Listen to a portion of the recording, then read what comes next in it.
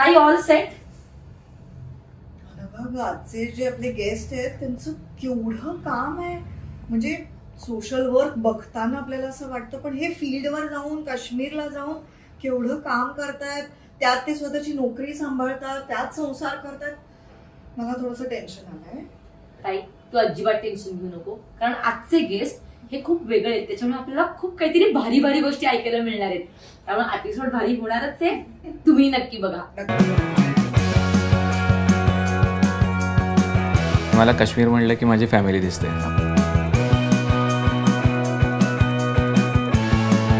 आणि अशी नाही, आता आपण करूया.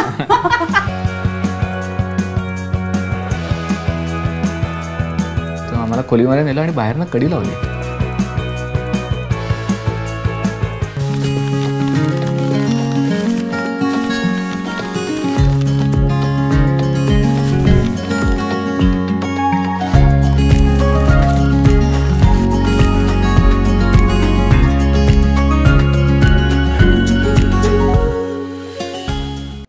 नमस्कार, मी रुजुता देशमुख. द अनुरूप शो मध्ये तुम्हा सगळ्यांचं पुन्हा एकदा मनापासून स्वागत. द अनुरूप शो मध्ये आपण अनेक जोडप्यांना भेटतो, त्यांच्या संसाराविषयी, प्रेमाविषयी, लग्नाविषयी जाणून घेतो. आणि मला असं वाटतं की आता अनेक गोष्टी आपल्याला लक्षात आल्यात. संसार करताना समोरच्याच्या म्हणजे आपल्या पार्टनरच्या अडीअडचणीत त्याची साथ देणं, त्याची किंवा तिची साथ देणं, तो चुकला तर त्याला टोकणं, बसला तर उठवणं आणि पडला तर त्याला चालायला लावणं, अशा अनेक गोष्टी येतात. आणि या सगळ्या गोष्टी ज्यांना जमतात ते असतं अनुरूप जोडपं. आज आपल्याकडे अत्यंत वेगळं काम करणारं आणि अनुरूप जोडपं आलेलं आहे. त्यांचं नाव आहे सारंग गोसावी आणि नेहा घुगरी. तुम्हा दोघांचंही द अनुरूप शोमध्ये मनापासून स्वागत. कसं वाटतं आज तुम्हाला इथे कॅमेरा समोर बसून? आय थिंक पहिल्यांदा तुम्ही इंटरव्ह्यू देताय. म्हणजे पर्सनल इंटरव्ह्यू पहिल्यांदा. मी तर पहिल्यांदाच. हो ना, एकदम सेलिब्रिटी वाटतंय एकतर तुमच्या समोर, प्लस सवय नाहीये त्यामुळे मला भीती वाटते. काही घाबरायचं नाही, आपल्याला गप्पा मारायच्या आहेत फक्त. मला ना सगळ्यात आधी आपण सुरुवात करूया की आम्हाला असीम फाउंडेशन विषयी, तुम्ही जे खूप छान काम करता त्याविषयी तुमच्या तोंडून, तुमच्या शब्दांमधून ऐकायला आम्हाला निश्चित आवडेल. सो असीम म्हणून आम्ही राष्ट्रीय एकात्मता हा उद्देश धरून काम करतो. आणि सगळ्या सीमावर्ती भागांमध्ये, म्हणजे अनेकांना काश्मीर म्हणलं की भीती वाटते आणि मला काश्मीर म्हणलं की माझी फॅमिली दिसते. किंवा तसंच मणिपूर आहे, अरुणाचल आहे, आसाम आहे. आणि ही सगळी लोक आहेत म्हणून आपण आहोत. म्हणजे जसं सैन्याबद्दल आपण म्हणतो की सैन्य जितकं सीमेवरती आपल्यासाठी उभं आहे, माझ्या मते तितकंच ही सामान्य माणसं देखील आपल्यासाठी उभी आहेत. आणि ज्या दिवशी सामान्य माणसं मागे यायला लागतील तेव्हा तो पूर्ण भाग रिकामा झाला तर मग शत्रू देशाला ते खूप सहज जाणार आहे. त्यामुळे ती लोक असणंही तितकंच गरजेचं आहे. त्यामुळे आपली जबाबदारी की आपण उठून विकास तिथपर्यंत नेणं, आणि असीम ते काम करतं. आणि मग त्यासाठी नाती जोडली, मैत्री केली. सो काम नाही करत आम्ही, खरं मैत्री आणि नाती जोडतो. आणि त्यातलाच काश्मीरमुळे मला नेहा पण जोडली गेली. ओ अच्छा, असं झालंय का? ओके, मला तुमची लव्ह स्टोरी माहित नाहीये. लव्ह स्टोरीच ना, अरेंज्ड मॅरेज नाहीये ना? Love story. मग प्लीज सांगाल. येस. कोण सुरुवात करतंय? असं माझं आर्किटेक्चर कम्प्लीट झालं होतं आणि कंटाळा आला होता 5 वर्ष खूप काम करून. त्यामुळे मग आम्ही तिघी मैत्रिणींनी ठरवलं की आपण फिरायला जाऊयात. तर कुठे जायचं? तर काश्मीर असं डोक्यात आलं. त्यातली एक मैत्रीण ऑलरेडी सारंग बरोबर काश्मीरला एका दौऱ्यासाठी जाऊन आली होती. त्यामुळे मग आम्ही तिघी असं उठलो आणि गेलो काश्मीरमध्ये. बॅकग्राऊंडला हे आम्हाला माहित नव्हतं की त्या मैत्रिणींनी सारंगशी बोलून कुठे राहायचं काय वगैरे असं थोडंसं प्लॅन केलं होतं. आणि परत आल्यावर हा आम्हाला भेटायला आला होता की कसं झाला दौरा तुमचा, ओके होतं ना सगळं? काही नाही. अच्छा, तेव्हा हे तिथे नव्हते त्या दरम्यान? म्हणजे आम्ही ऍक्च्युली एका ठिकाणी भेटणार होतो पण चुकामुक झाली किंवा असं काहीतरी. ओके. सो तिथे भेटलो नाही. सो पुण्यात आल्यावर एकदा भेटलो. म्हणजे मला सायली म्हणून मैत्रीण आमची, तिच्या मागे लागायला लागलं की मला या दोघींना भेटायचंय. अच्छा. फीडबॅक घ्यायला, बाकी काही काही नाही. मग नंतर कळलं की बाकी काही होतं. भेटल्यावर कळलं की अच्छा मी आर्किटेक्ट आहे आणि असं कोणी काही असेल स्पेशलाइज तर त्याच्याकडे कामं रेडी असतात काश्मीरमध्ये करायची. करेक्ट. सो मग अशी माझ्या खूप दिवसांपासून असा एक विचार होता की द वे टू अल्लाह किंवा अल्लाचं जर खरंच तुम्हाला समजून घ्यायचं आहे तर ते शिक्षणामधनं होऊ शकतं. त्यामुळे मला एक शाळा काढायची होती. बडगाम नावाचा भाग आहे तिथे, जिथे तुम्ही एरियली बघितलं तर तो अल्लाचं जे हे आहे ते दिसेल आणि तिथे लोकांनी येऊन शिक्षण घ्यावं. सो तुम्हाला तो हे मिळेल. आणि जेव्हा कळलं की ही आर्किटेक्ट आहे तेव्हा मी तिला फोन केला की मला तुला भेटायचं आहे, मला असं शाळा पाहिजे.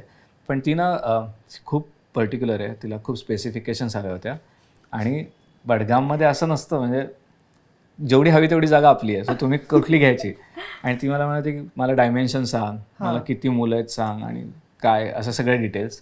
सो थोडा वैतागलो आणि मी म्हटलं आपण भेटू रुपालीमध्ये आणि मग पुढचं बघू. ओके. आणि मग आम्ही रुपालीत भेटलो. बर. आणि मग तेव्हा कामाचं बोललात की म्हणजे सुरुवात कामाची अधिक महिने चालू होतं ते कामाचं आणि मग हळूहळू प्रेमात पडला.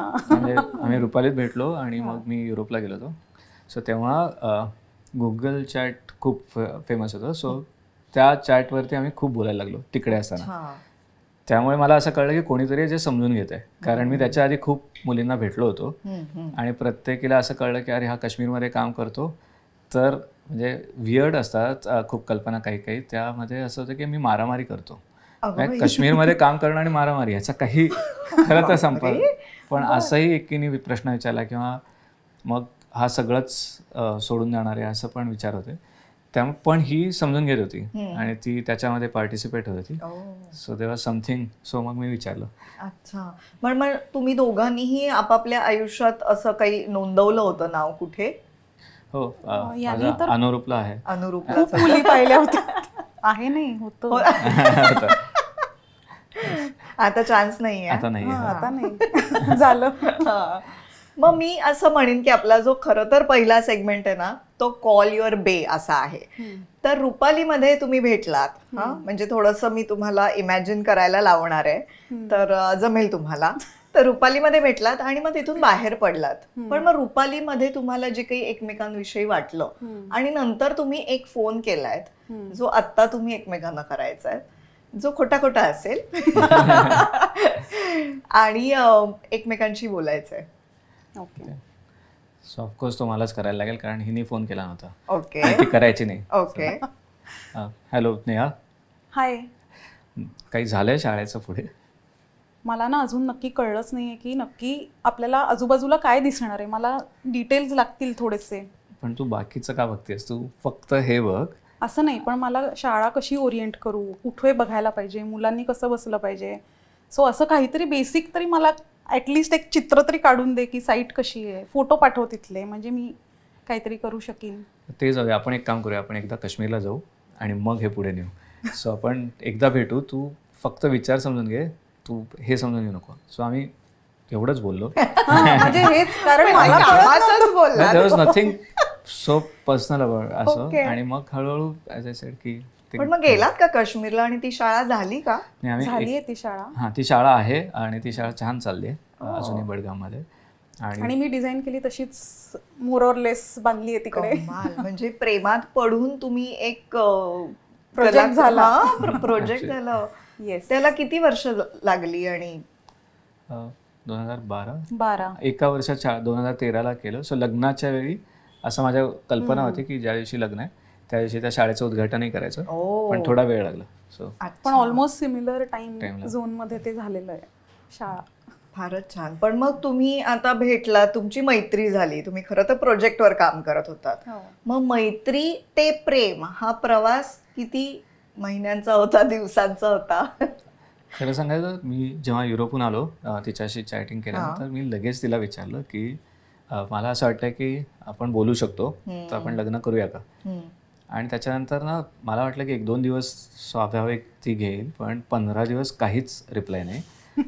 त्यामुळे मला थोड्या वेळाने असं आलं की कदाचित तिला नाही म्हणता येत नाहीये, कारण बाकी मला सवय होती नाही ऐकायची, त्यामुळे मला नाही म्हणता येत नाही. म्हणून मी तिला मेसेज केला की आय थिंक की तुला नाही म्हणायचं आहे आणि तुला असं करता येत नाही, तर आपण एक काम करूया, मी ॲझ्युम केलं आहे नाही आहे, so don't take tension about it, let's forget about it. आणि मग तिचा लगेच नाही नाही नाही असं नाही आहे, आपण उद्या भेटूया. आणि मग ती हो म्हणली. अच्छा. मग या 15 दिवसात काय विचार केलात? म्हणजे एक तर असं होतं की म्हणजे त्याचं लाईफ किंवा त्याचे प्रायोरिटीज हे मला खूप डे 1 पासून माहिती होते, तर ते मला जमेल का नाही हे मला, कारण दॅट विल नॉट चेंज, हे आय नो इट.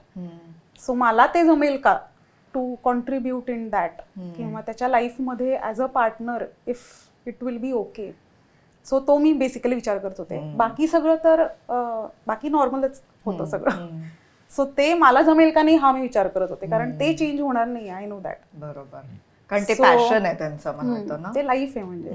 सो तो विचार करत होते, आणि मग जेव्हा तो म्हणला की नाही ठीक आहे, तेव्हा मला असं जाणवलं एका दिवसात की नाही, म्हणजे आय एम मिसिंग समथिंग, म्हणजे मला भेटलंच पाहिजे. सो मग तेव्हा ते जास्त रिअलाइज झालं की नाही, म्हणजे जे काही आहे ते आय विल डू इट, आणि I will happily do it असं. वाव. सो मग आम्ही भेटलो, आणि तेव्हा तो म्हणतो नको ठीक आहे जाऊ दे आता वगैरे असं, आणि मी अशी नाही आता आपण करूया.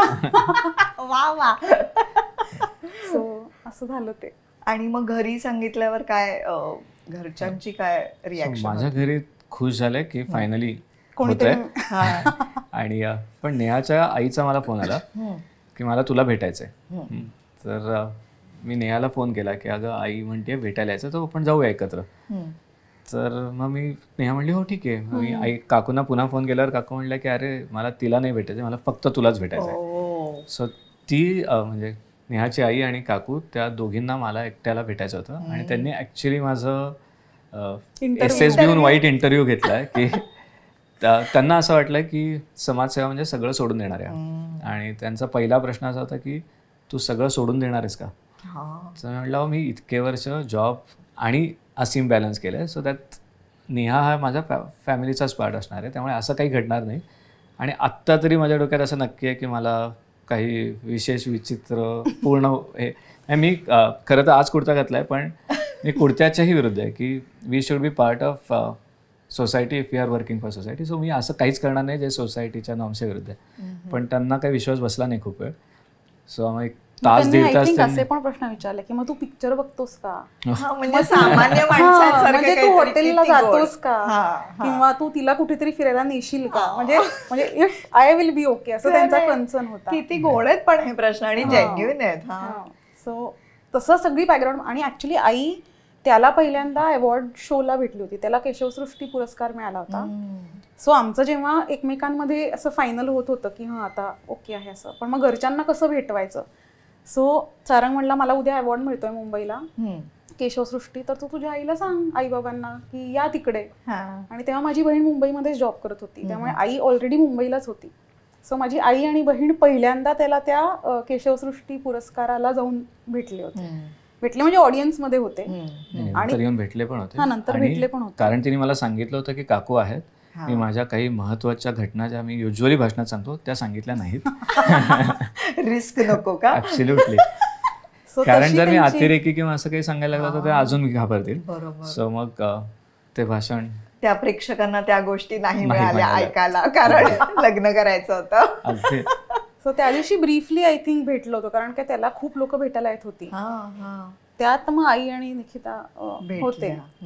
मग त्याच्यानंतर तिला असं की अरे हॅलो एवढं पुठ्ठं आणि असं सगळं, मग आपण घरी ओके असेल ना सगळं असं विचारायचं असेल असं मला वाटतं. मग त्याच्यानंतर ही भेट घडली का?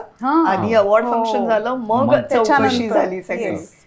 पण एकदा तेवढी चौकशी झाल्यानंतर कधीच काही किंतु नाही. सो मग दोन्हीकडनं अतिशय सहज खूपच, म्हणजे खूप इझी.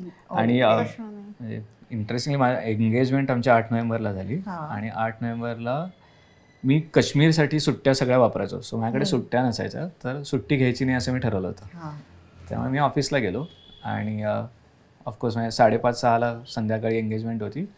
4पर्यंत आमची मीटिंग चालली होती, आणि मी व्यवस्थित बिझी म्हणजे अडकलो, आणि मी विसरून गेलो होतो की आपले असं. आणि मग माझ्या बॉसला एका असीमच्याच एका व्हॉलंटियरनी फोन केला की तुम्हाला त्यांनी सांगितलं नसेल तर आज त्याची एंगेजमेंट आहे, प्लीज तुम्ही त्याला सोडा. आणि मग शुभांगी म्हणून होत्या पर्सिस्टंटमध्ये, त्या येऊन मला ओरडल्या मीटिंग रूममध्ये, आणि मग फायनली बापरे बाप. मग पोटात गोळा आला असेल तेव्हा एंगेजमेंटला की हा नाही आलाय. नाही म्हणजे तिथे पोचला, मला पण कळलं तेव्हा मी त्याच्या ऑफिसच्या पण खाली गेले होते. मी काहीतरी बहिणीबरोबर शॉपिंगला गेले होते. येताना तर तो असं मीटिंगमध्ये, मी वरती म्हटलं अजून मीटिंगमध्ये, म्हणजे आता काय. आणि मी सुट्टी घेतली होती त्या दिवशी, म्हणजे ऑब्व्हियसली तेव्हापासून मला असं कळायला लागलं होतं की अच्छा काही होऊ शकतं आपल्या आयुष्यात. पण मग हे सगळं असं अनिश्चित असताना आणि समाजसेवा असताना तुमचं जेव्हा पक्क ठरलं त्याच्या आधी तुम्ही दोघांनी एकमेकांना काय प्रश्न विचारले? म्हणजे तुमच्याकडे तर अनेक प्रश्न असतील, पण तुम्हाला सुद्धा बायको म्हणून आपल्याला नक्की काय हवंय याविषयी काय तुमच्या विचार काय होते? एक ॲश्युअर्ड मी तेव्हा पण केलं होतं आणि आता पण असं आहे की मी जॉब सोडणार नाही. कारण जॉब महत्त्वाचा असतो, एक स्टॅबिलिटी लागेल फायनान्शियल, आणि आय हॅव टू एन्श्युअर की I am part of it. किंवा ते जेव्हा सोडीन तेव्हा at least some saving which is sufficient असं पाहिजे. असं नाही आहे की सगळं सोडून. सो त्याच्याबद्दल आम्ही खूप चर्चा केली होती की ते कसं असलं पाहिजे किंवा कसं नसेल. दुसरं, मी जेव्हा मला तिकडे जावंच लागतं त्यामुळे किंवा म्हणजे ते माझं स्वप्न आहे, पॅशन आहे, तर त्यावेळी घर जे आहे त्याच्यामध्ये it's not about me, it's going to be family. म्हणजे ते कुटुंब आहे जे ती त्याच्या, आणि जर तिचं आणि माझ्या कुटुंबाचं छान हे होऊ शकलं तरच तिला सहज जाणार आहे पुढचं आहे. त्यामुळे तिला एकत्र राहायला आवडेल का, पासून ते आई, मग बाप्पा, माझे बाबा, किंवा हे सगळं कसं ती समजून घेऊ शकते याच्यावरती आम्ही खूप बोलायचो. आणि सेम तिच्याकडे ते दोघीही मुली आहेत, त्यामुळे मग आईबाबांची जबाबदारी आहे का, तर ही जबाबदारी नाही आहे. म्हणजे it is more about a family एकत्र. तर ही एकत्र फॅमिली आपण कशी आणू शकतो याच्यावरती आम्ही खूप विचार केला होता. म्हणजे तो आमचा प्रायमरी होता. कारण आत्ताही असंच घडतं की मी अनेकदा तिकडे गेलो तर आम्हाला कधीच मला काळजी नसते की नेहा काय असणार आहे किंवा घरी. कारण माझा भाऊ आहे सचिन दादा, श्रेया किंवा निकिता, ते येतात, ते हिच्याबरोबर असतात. It's more of a family which takes care of everything. तर ते आम्ही आधी खूप बोललो होतो. म्हणजे हे काम करताना सगळाच सपोर्ट इतका 500% की म्हणजे त्यामुळे खूप इझी आहे सगळं असं वाटतं. हा, म्हणजे आम्हाला दिसताना ते इझी नाही दिसत आहे, पण तुम्ही ते इझी केलंय दोघांनी मिळून, हो ना? नॉर्मलच लाईफ आहे. पण तिने खूप समजून घेतलंय. म्हणजे माझं असं होतं की आमची एंगेजमेंट झाल्यानंतर, एंगेजमेंटला धक्का तिने पहिलाच धक्का दिलात तुम्ही तिला. पण नंतर एंगेजमेंट टू लग्नामध्ये ह्याला खूप महत्त्व आहे या रिंगला. तर मी खेळायला गेलो समुद्रात, लडाखी मुली आल्या होत्या सगळ्या माझ्या हे, आणि आम्ही खेळता खेळता माझी रिंग हरवली होती, पाण्यात पडली होती. पण कारण मला माहिती होतं की नंतर काय रिॲक्शन येणार आहे, म्हणून आम्ही सगळेजण ओव्हरट्यूबपर्यंत तिथे बसून होतो. आणि त्याच्यानंतर आम्ही 30 जण शोधत होतो की मला ही काही करून अंगठी मिळाली नाही तर मला घरात नाही जाता एवढं. म्हणजे नाही केलंस तू चांगलं रिॲक्ट केलं, पण माहिती नसेल ना तेव्हा त्यांना की काय रिॲक्ट होईल ही. पण खूप प्रयत्न केला होता, नाही मिळाली. मग आम्ही दोघांनी नवीन वेगळ्या करून घेतल्या.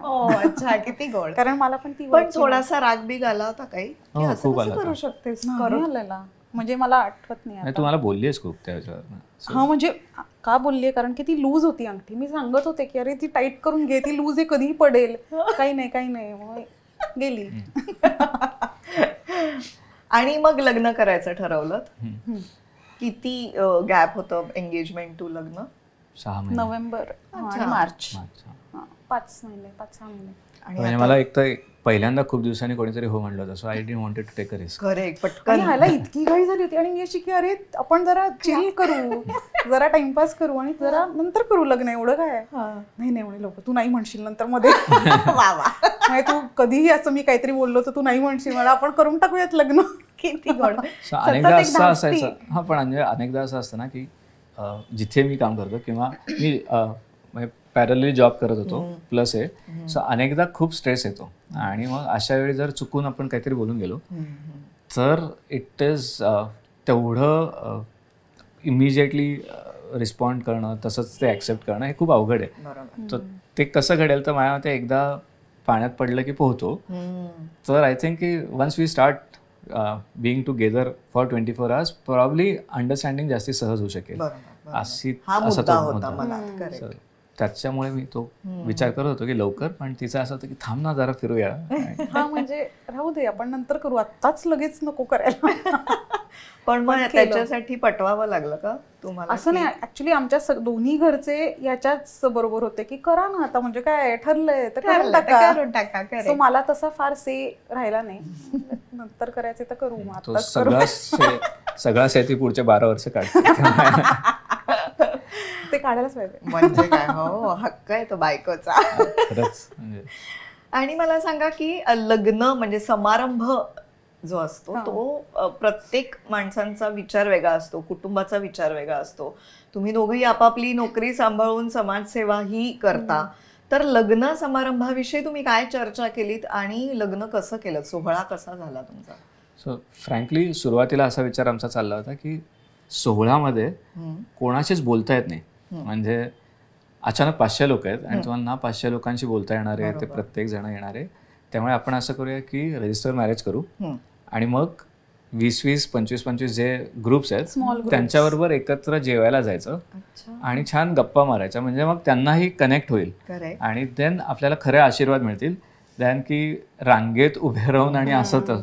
पण फायनली ते तसं नाही झालं कारण दोन्ही आणि दोन्ही कुटुंबाने ठरवलं होतं की असंच करायचं. सो आम्ही वन पॉइंट ऑफ टाइम असं की ठीक आहे आता ते त्यांना ठरवू दे, म्हणजे आम्ही फार काही पार्टिसिपेट असं करायचंय, ठीक आहे असं करायचंय, ओके असं करायचंय असं. आपण म्हणजे मजा पण घेतली, असं इट वॉजंट की कंपल्सरी आहे. आम्हाला त्यात मजा आली आणि त्याच्यामध्ये मग आसाम, ओरिसा, काश्मीर सगळीकडनं लोक आले होते. त्यामुळे अजून छान खूप गर्दी होती आमच्याकडे, खूप लोक होती. आणि एक कुठला तरी ओडिसाचा ना, कल्याण म्हणून आहे एक ओडिसाचा, तो आला लग्नाला आणि खरंच आमची खूप जास्ती ओळख नव्हती, पण तो आला की सारंग भाई कसं वगैरे. तर मी म्हटलं हां ठीक आहे. आणि नंतर तो मला म्हटलं की मी ना पळून आलो आहे, मी आत्ता अंडरग्राऊंड आहे. त्याला बाहेर काढला. ऍक्च्युली त्याला सांगितलं की आता झालं ना, आता जेव आणि पटकन निघितलं.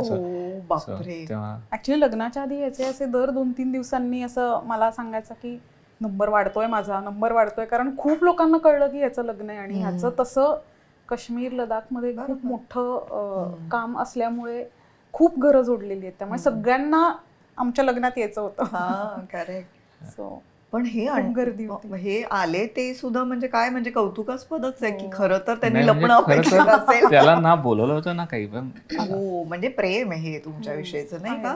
थोडं जास्ती धोकादायक प्रेम. वाव. आणि मग लग्न झाल्यावर तुम्ही किती म्हणजे लगेच एकत्र राहिलात किंवा फिरायला मग काश्मीरलाच गेलात का काय केलं?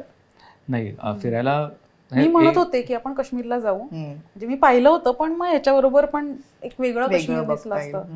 कारण आमचं ठरल्यापासून मी कधी काश्मीरला गेले नव्हते, सो मला त्याच्याबरोबर जायचं होतं. पण तो म्हणला की असं लग्नानंतर मी तिथे नाही जाणार, तिथे गेलो तर मला म्हणजे कामाशिवाय मी राहू शकत नाही. त्यामुळे कामाचा म्हणजे प्रॉब्लेम आहे की हाऊसबोट मध्ये राहायचं झालं तर हाऊसबोट मधला पण माझा स्टुडंट आहे. सो मग त्याच्या इथे गेलं की तिथे पण काहीतरी होणार, मग प्रत्येकाच्या घरी जायचं. तर त्यापेक्षा ऍटलिस्ट मग बॉर्डरवरच जायचं होतं. म्हणजे मला सीमा आवडतातच, त्यामुळे मग इन्स्टेड ऑफ इकडे नॉर्थ ईस्टच्या साईडला जाऊ असं म्हणून मग आम्ही नथुला. आधी तर हा म्हणत होता की आपण आउट ऑफ इंडियात जाऊ की कोणीच ओळखणार नाही असं, पण माझ्याकडे पासपोर्ट नव्हता. त्यामुळे तो तसा एकदम वैतागला होता की पासपोर्ट कसा नसू शकतो कोणाकडे. हे कुठलं साल होतं? आणि 2013. ओके, 2013. मग गेलात कुठे फिरायला? सिक्कीम, गँगटोक. म्हणजे ते ऍडजस्ट करायला लागलं, पण तिला तोपर्यंत माहित नव्हतं की आम्ही कुठे चाललो. हा, actually that was a very big surprise. म्हणजे त्यांनी मला लग्न होऊन आम्ही निघेपर्यंत मला माहिती नव्हतं की आपण कुठे चाललो. It was a surprise. आणि मी त्याला विचारत होतं की मला ऍटलिस्ट थंड आहे का गरम आहे का पाऊस आहे, मला काहीतरी सांग, सीझन काय घेऊ, काय कपडे घेऊ. म्हणे तुला हवं तसं घे, आपण लागलं तर तिथे घेऊयात. मला शेवटपर्यंत, म्हणजे पहिली फ्लाईट आमची आय थिंक दिल्लीपर्यंत होती.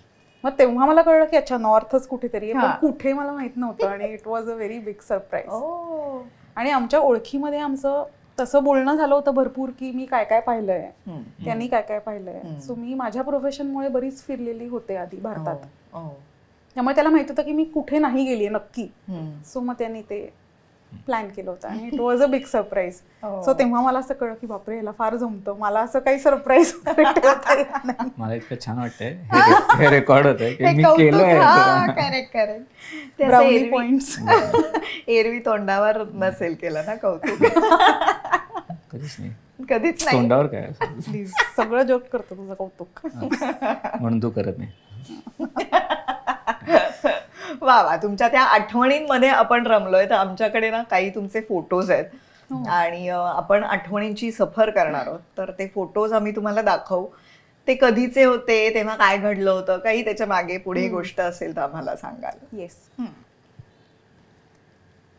हा फोटो ऍक्च्युली मग फायनली माझा पासपोर्ट झाला, जो लग्नाच्या आधी पण ट्राय केलं होतं करायचं, पण तो रिजेक्ट झाला होता समहाऊ, मला माहित नाही. ओके. मग जेव्हा मिळाला तेव्हा आम्ही असं की आता कुठेतरी स्टॅम्प पाहिजेच मला पासपोर्ट, एवढे कष्ट करून तो पासपोर्ट मिळाला, आता कुठेतरी जायचं. आम्ही मग युरोप ट्रिप केली होती. सो बरंच फिरलो, म्हणजे फक्त ॲम्स्टरडॅम नाही, हा म्हणजे तिथे आम्ही फर्स्ट उतरलो फक्त आणि आणि मग खूप ऑलमोस्ट फिरलो, सगळ्या कंट्रीज मध्ये जाऊन आलो. लॉंग टूर अशी हो का? आपापलीच प्लॅन केलेली होती आणि खूप मस्त झाली. मग कारण त्याच्या आधी public transport ना तुम्ही? ज्युरिकला त्याच्या आधी म्हणजे ह्याच्या आधीच्या टूरमध्ये माझं भाषण झालं होतं ज्युरिकमध्ये. सो तिकडचे जे कॉर्पोरेटर होते किंवा त्यांनी मला सांगितलं होतं की next time you come to Europe I will ensure that I plan and I help you असं. त्यामुळे त्यांची थोडीशी मदत घेतली. पण नंतर एक सौरभ म्हणून नेहाचा भाऊ आहे, सो त्यांनी खूप जास्ती प्लॅनिंग केलं. So we are very bad at planning. बरोबर आम्ही गेलो होतो. आणि तेव्हा तुला अवॉर्ड पण होता नेदरलँडचा अवॉर्ड मिळाला. अच्छा, म्हणजे या टूरच्याच वेळेला म्हणजे आम्ही तेच एकत्र प्लॅन करून मोठं फिरलो. मग शिक्का मिळाला. शिक्का मिळाला. सो 2 दिवस आहेत, म्हणजे एप्रिल महिना तिचा वाढदिवस असतो 11 एप्रिलला आणि 15 मार्च जेव्हा आमचं लग्न आलं. या 2 दिवशी मी खूप प्रयत्न करतो की मी इथेच थांबेन. तर 11 एप्रिलला समहाव तेव्हा 2016चा आहे तो, 2022 just after Covid I think. असेल त्यांनी ऍक्सेप्ट केलं एकदम. तर तेव्हा मला काही करून काश्मीरला जावंच लागणार होतं. एका वीरनारीच्या बेकरीचं उद्घाटन होतं आणि त्यामुळे तिथे जायचंय असं फिक्स होतं. आणि मग मला हेही माहित होतं की ऑफकोर्स ती चिडणार माझ्यावर. सो वी थॉट की तिला पण घेऊनच जाऊया. आणि म्हणून मग ती आली आणि मग ते फॉर्मल फंक्शन झालं, म्हणजे टाय कोट वाला, कारण आर्मीच्या फंक्शन्समध्ये ते सगळं. सो ते झाल्यानंतर त्या वीरनारीनीला मी आधीच सांगून ठेवलं होतं. सो त्यांनी एक केक तयार केला होता. सो तिने तिथे पहिला केक कापला. हा जो केक आहे हा दुसरा आहे. हा त्या ब्रिगेडियर सरांना कळलं की नेहाचा वाढदिवस आहे. सो त्यांनी सगळे, म्हणजे इकडे ॲक्च्युली आमच्या समोर brigadier sir, 2 colonel, 2 lieutenant colonels, त्यांच्या वाईव्स, म्हणजे खूप मोठे सगळे होते. म्हणजे ते मला खरं असं खूप असं एम्बॅरेसिंग वाटत होतं की बापरे, एवढे मोठे सगळे लोक माझा केक कापायला आले. आणि हा दुसरा कापला. आणि याच्यानंतर मग आम्ही ड्यूमध्ये गेलो. हे एका युनिटचं आहे. मग आम्ही डिव्हिजनमध्ये गेलो. तिथे जे जनरल सर होते ते साईड की असं कसं की तिचा वाढदिवस आणि आपण काहीच नाही ठेवणार, म्हणून मग संध्याकाळी त्यांनी पार्टी ठेवली होती अफसर्स मेसमध्ये आणि पुन्हा तिथे अजून एक केक कापला. सो आय थिंक की मी पुढच्या 4 वर्षांची काळजी घेतली ऍक्च्युली. म्हणजे पार्टी आणि म्हणजे त्याच्या कामामुळे किंवा तो आर्मीमध्ये गेला कामासाठी की त्याला जितकं महत्व असतं तितकंच किंवा त्याच्यापेक्षा जास्त मला महत्व देतात ते. म्हणजे असं म्हणजे असं एकदम स्पेशल फील करवतात. म्हणजे मी पण कामाचा पार्ट आहे, पण त्यामुळे त्या दिवशी मला जो कुठला आर्मी डिव्हिजन किंवा जो कुठला जवान असेल सगळ्यांना माहित होतं की माझा वाढदिवस आहे आणि सगळेजण मला विश करत होते अख्खा दिवस. मला असं बाप रे, एवढं काहीच नाहीये त्याच्यात, एवढं मोठं एवढं काहीच नाहीये मोठं. हो. आणि त्या वीरनारीजला ऍक्च्युली आदल्या दिवशी मी आणि अवंतीनी ते केक शिकवायला मेहेक बरोबर मदत, म्हणजे आम्ही रात्री 11 पर्यंत वगैरे केक बनवत होतो एकत्र. तोपर्यंत मला माहित नव्हतं की त्याच्यानंतर या लोकांनी रात्री 1-2 पर्यंत जागून माझ्यासाठी एक स्पेशल केक बनवला. केक केला तो तुझाच होता? नाही, तो वेगळा होता. ओके. हे तुला पटलंय की वेगळा होता.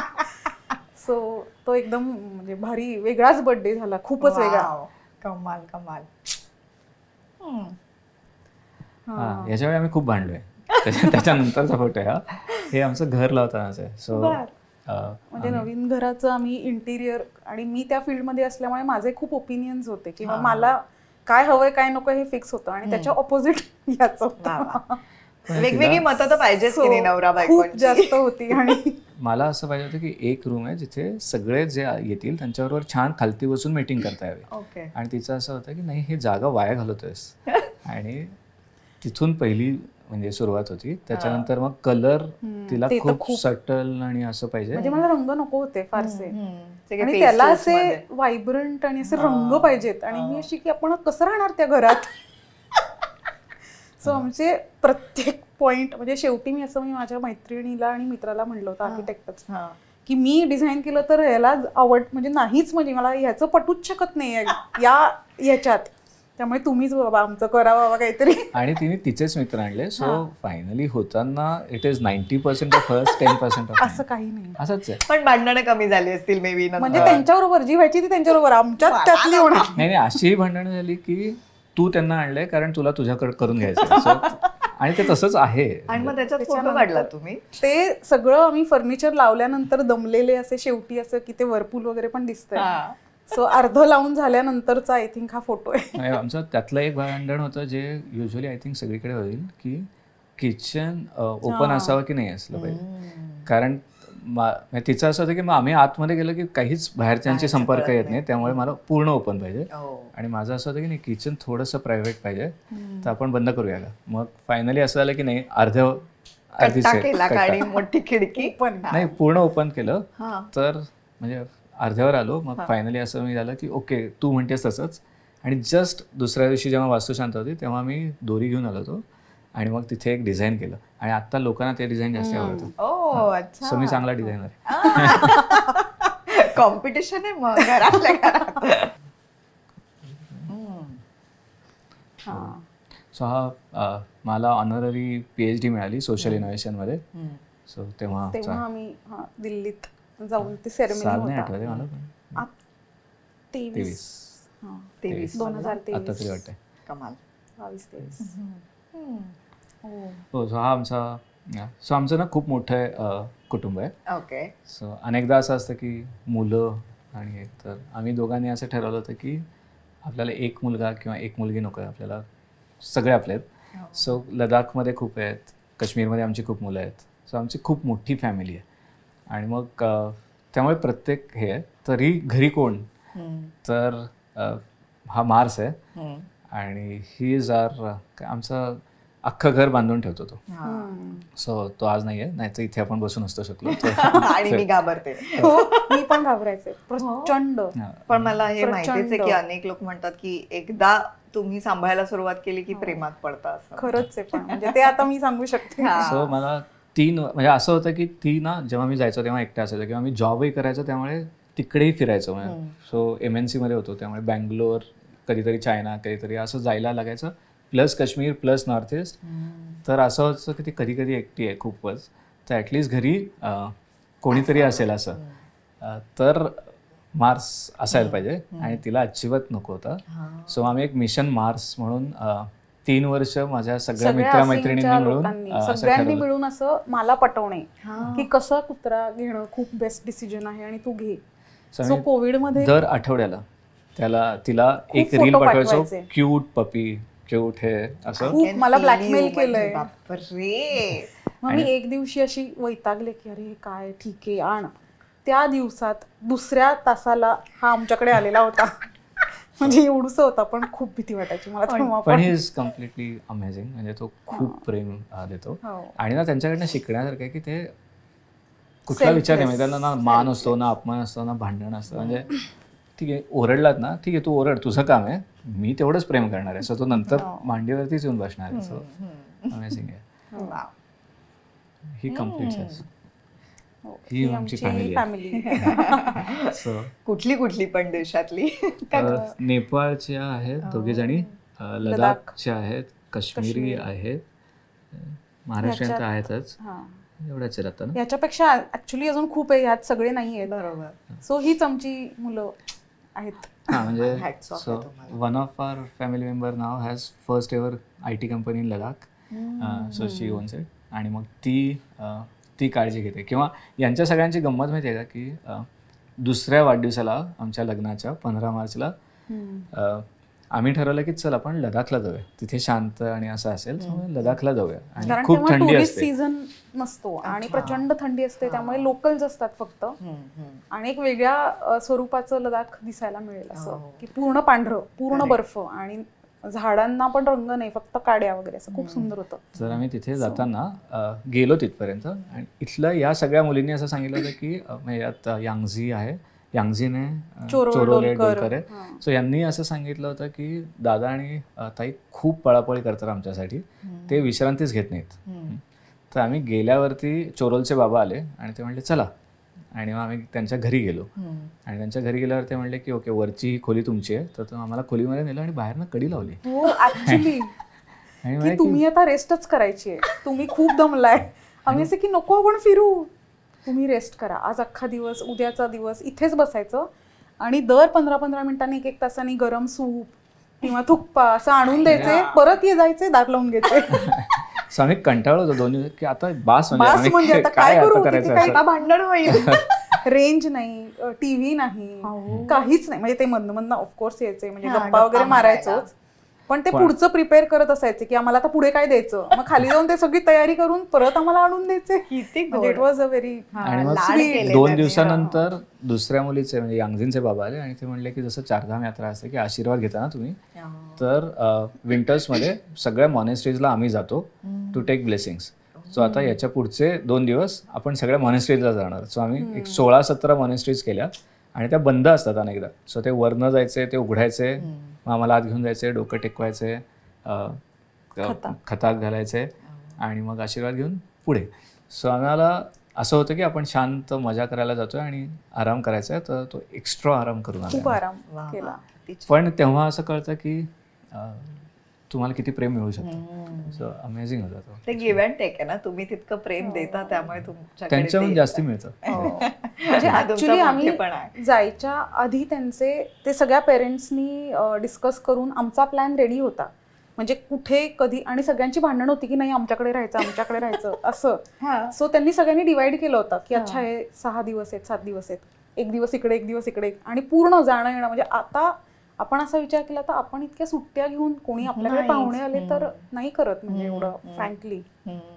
ते म्हणजे पूर्ण सगळ्यांनी सुट्टी घेऊन अख्खा वेळ आमच्या बरोबर. कमाल. सो तसं खूपच प्रेम देतात. तिकडे गेलं की माणुसकी पण कळते आणि आपण काय नाही होत हे पण कळतं की आपल्याला असं असलं पाहिजे. सो आम्ही नेहमी घरामध्ये एक खोली आहे, म्हणजे एक तर आमचं खूप मोठं घर आहे आईवडिलांमुळे, तर त्यातली एक खोली ही या मुलांसाठी आहे. सो जेव्हा कधी हवं असेल त्यांना, तेव्हा त्यांना अभ्यास करायला कुठे जायचं असं, किंवा घरची आठवण येते कधी कधी. इथे हॉस्टेल आहे पण त्यांना घरची आठवण आली तर त्यांच्याकडे किल्ली आहे, सो ते येऊन ती रूम ही वापरू शकतात. सो आंगमो 2 महिना राहिली आहे किंवा पुण्यात. सो ही सगळी मुलं हॉस्टेलला आहेत ना, सिंगच्या. हॉस्टेल म्हणजे ते घरच आहे ऍक्च्युली. सो असं ते फोन कंटाळा आला की मग सगळ्या मुली यायच्या लडाखी आमच्याकडे. मग मोमो, अख्खं किचन, माझं किचन तसंही आमच्याकडे खूप लोक येतात त्यामुळे ते ओपन असतं, या करा, मला पण द्या. सो मोमोज वगैरे बनवणार, मग थुप्पा बनवणार, असं. म्हणजे हे जितकं आता होतं ना की या करा, इतकं सोपं नव्हतं आधी. हे आपण जाणून घेऊया. ही डोलकर आहे. सो ती मायक्रोबायोलॉजी करते, लडाखी मुलगी आहे, ती खूप गोड आहे. सो आय थिंक ती परत जात होती तेव्हाचा फोटो आहे का? म्हणजे हा फोटोमध्ये आम्ही हसतोय, पण याच्या आधी मी खूप रडले कारण ती परत चालली होती. गोड आहे. हे आमच्या घराची टेरेस आहे, तुम्ही सांगत होता. सगळे लकीली मी आहे. ह्या काय करायच्या, ह्या सगळ्या जणी मला कायम खालती पाठवायच्या. सो आम्ही 5व्या मजल्यावर राहतो, आई 4थ्यावरती, भाऊ 2ऱ्यावर. यांचा ग्रुप आहे आणि मी त्यातला एक ऑडमॅन आउट आहे. सो त्यांचं असं असायचं की आता आम्हाला डान्स करायचा आहे, तर आता तू जा. आणि म्हणजे थोडंसं घाबरायचं ना, म्हणजे थोडंसं, खूप नाही तरी नको थोडंसं. त्यामुळे ते असं की भैया नीचे जाओगे क्या 1 घंटा, म्हणजे घाबरायचं असं एकीकडे आणि असं सांगतात की घरातनं बाहेर.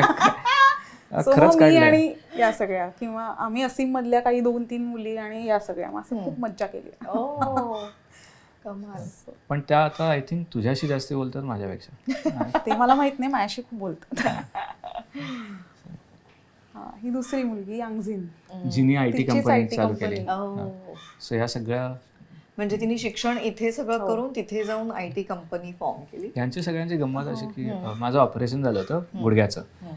तर म्हणजे मी ऑपरेशन नंतर बाहेर आल्यानंतर 3 दिवस यांनी सकाळ, दुपार, संध्याकाळ या तिघीही माझ्या इथे बसून असायच्या. आणि काही झालं तरी मी त्यांना म्हणायचं की जा आता, ठीक आहे. पण त्यांनी अजिबात हे केलं नाही. त्यामुळे मला ना सख्ख्या बहिणी नाही आहेत, तर असं मला आता वाटत नाही. मला आता खूप जास्ती छान सख्या बहिणी आहेत. किंवा आमच्या घराचं प्रत्येक वर्षी गणपती डेकोरेशन याच करायच्या. म्हणजे आदल्या दिवशी या सगळ्या जणी आमच्याकडे यायच्या, रात्रभर गणपती, आणि ते म्हणतील ते म्हणजे असं फुल गणपतीचं डेकोरेशन हे त्यांच्याकडे I think that is also greatness about Neha किंवा माझी फॅमिली पण, की लडाखमधनं लोक येत आहेत, काश्मीरमधनं येत आहेत, आणि गणपती असू दे किंवा आपला एक सण आहे आपला, त्याच्यामध्येही ऍक्सेप्ट करणं हे त्यांनी केलं. सो वा वा, कमाल आठवणी आहेत. आता आठवणी सांगता सांगता तुम्ही म्हणालात की हे आधी सोपं नव्हतं. म्हणजे हे ऍक्सेप्ट करणं, माझ्या तर मते हे ऍक्सेप्ट करून लग्न केलं, त्यानंतर तुम्ही त्यात जॉईन झालात असीम फाउंडेशन मध्ये, तर ते सोपं नसणारच आहे. पण त्याविषयी सांगा की हे ऍक्सेप्ट करायला वेळ लागला, कसा लागला, त्यात तुमची वादावादी काही झाली किंवा? सो खूप मित्रमैत्रिणी आहेत आणि ते सगळे खूप जास्ती क्लोज आहेत. सो एक तर नेहा ही लग्न झालंय आणि लग्न हे वेगळं आहे हे समजायला मलाही वेळ लागला. सो इनिशियल काळामध्ये ओके, बायको आणि मैत्रीण किंवा मैत्रिणी आणि हे सगळं जग वेगळं आहे आणि she has a different space, the rest have a space, हे समजून घेण्यासाठी मला पण खूप वेळ लागला. सो त्यावेळी इनिशियली खूप वेळा असं व्हायचं की ती संध्याकाळी मला म्हणायची की अरे आता ही माझी स्पेस आहे, आणि मला असं व्हायचं की असं काही नसतं, we are just friends, so it's more of family. So she could, तिने हळूहळू ते अडॅप्ट करून ती त्याचाच भाग बनली.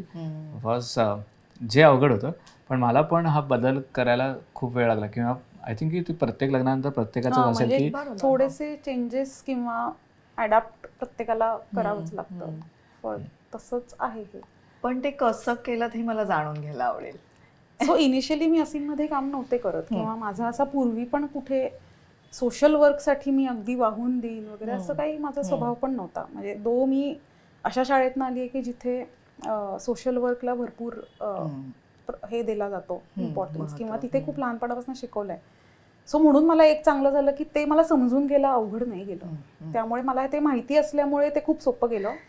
तरी माहिती असणं आणि ते रोजच्या रोज अनुभवणं ह्याच्यात पण फरक होता, म्हणजे असं फ्रँकली. सो थोडं इनिशियली डिफिकल्ट होतं की अच्छा म्हणजे हे मे बी माझ्यापेक्षा जास्त महत्त्वाचं आहे, आय नो दॅट. पण ते असं जाणवून थोडं थोडं थोडं आता मीच त्याचा पार्ट झाल्यामुळे मला पण वाटत नाही, किंवा मी मॅक्झिमम ठिकाणी मीही असते काम करायला. सो ते सगळं इझी, आणि ते सगळे मित्रमैत्रिणी माझेही तितकेच क्लोज आहेत आता, त्यामुळे आता काही म्हणजे इट्स गुड. पण म्हणजे हा इनिशियली खूप वाद व्हायचे, आणि वाद झाल्यावरती म्हणजे एखाद्या वेळी असे व्हायचं की आता नाही बोलायचे, आणि मग एक दिवस जायचा, आणि मग दुसऱ्या दिवशी मात्र एक आम्ही असं लक्षात घेतलंय की you cannot be quiet for long. So it is always better की तुम्हाला जे वाटतं ते बोला, आणि डोंट एक्सपेक्ट की मी समजून घेईन. म्हणजे ती एखादी चिडली आहे तर तिने मला सांगितलंच नाही तर मला कळणार नाहीये. त्यामुळे it is always better to open up. आणि मग आम्ही बोलायचो. मग बोलताना ऑफकोर्स आमचे व्ह्यूज खूप वेगळे असायचे किंवा ते, मग ठीक आहे आत्ता तुला असं वाटतंय पण मला हे वाटतं हे तू लक्षात घे, इथे आम्ही थांबायचो. आणि मग ग्रॅज्युअली भांडणं किंवा असं त्याच्यावर नाही झालं, मतभेद असू शकतात. म्हणजे मला एक किस्सा आठवतोय खूपच, म्हणजे खूप इनिशियल पहिली दिवाळी होती आमच्या लग्नानंतर. सो मी असं की हा मग घरात आपण हे करूयात आकाशकंदील, आणि असं मला एक अपेक्षित होतं की तोही तसंच बोलेल. पण त्याचं सगळं बोलणं नाही, मग असीमध्ये आपण हा आणूयात, मग असीमध्ये हे करूया. अरे हॅलो, आपल्या घरी पण म्हणजे काहीतरी करायचंय.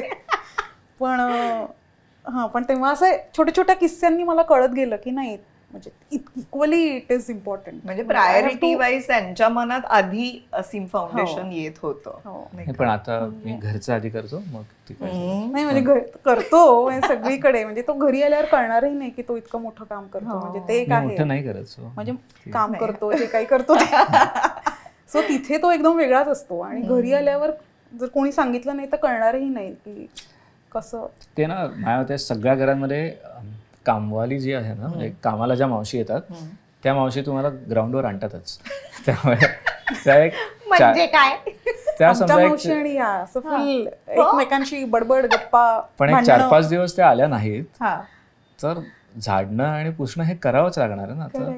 त्याच्यासाठी मला तिने अपॉइंट केलेलं आहे. सो खरं आमच्या मावशीने मला अर्धा पगार दिला पाहिजे, त्या देत नाहीत, त्या येतच नाहीत 15 दिवस असं. त्यांना सांगूया आपण. त्यांना दाखवूयात. हा करेक्ट. पण हे करायला लागतं. किंवा आमच्या ज्या स्वयंपाकाला मावशी आहेत त्या खूप भांडतात, पण त्या प्रेमाने करतात. भांडतात म्हणजे आमचे वाद असतात, ह्याचा आणि त्यांचा. ही मजा घेते बसून. मला खायला द्या चांगलं.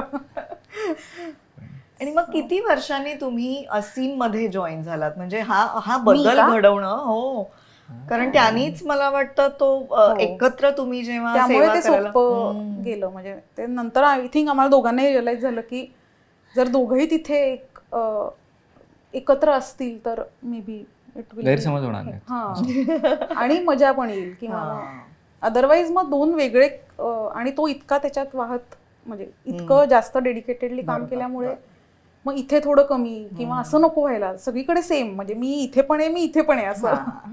हा छान विचार आहे. पण त्यामुळे तुम्हालाही सोपं गेलं असेल नाही संसारात? हो, एखाद वर्षात आय थिंक मी हळूहळू चालू केलं होतं. ओके.